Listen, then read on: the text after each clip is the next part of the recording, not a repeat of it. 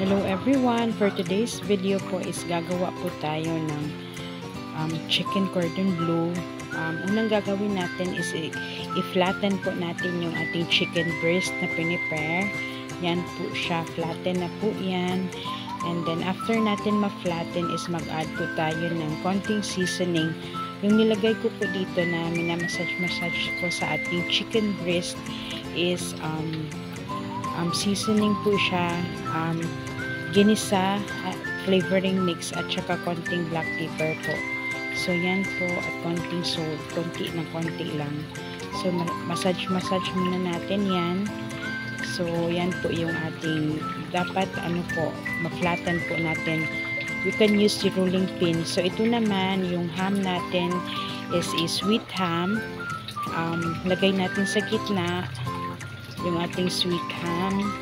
Mas mainam po na sweet ham yung gagamitin ninyo kasi yung ibang ham po medyo salty po siya.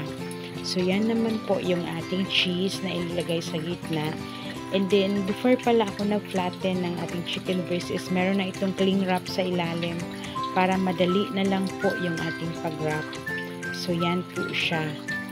I-roll po natin yan. Yan po, ganyanin lang natin with the cling wrap, and then i-ano natin siya, parang gagawa ng candy para po sa ating So ito na po yung lahat, yung ating mga nagawa or na-roll na chicken breast para sa ating chicken cordon bleu. So i-fridge po natin to overnight.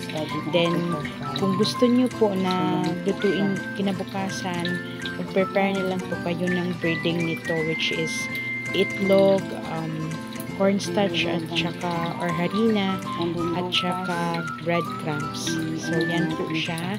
I-fridge po natin to, and then we'll have to fry it tomorrow.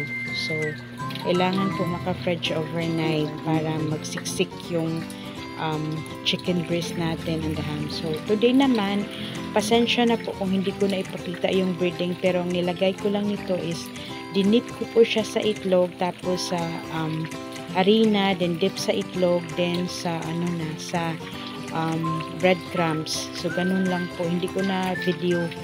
So ito po, pina-fry ko na po, deep fry kung marami kayong mantika, pero dahan-dahan lang apoy para wag masunog. So ito, luto na po lahat, and we're ready to slice our chicken cordon bleu. So ito na po, let's slice it. So yan na po yung ating chicken cordon bleu na napakasarap at napaka-yummy. So hope you will like this recipe, guys. Madali lang siyang gawin, very affordable din, hindi siya maraming sangkap ang kailangan. So this is it. So hope you will like this, guys, and thanks for watching always my video. God bless po everyone. Have a good day, and thank you po.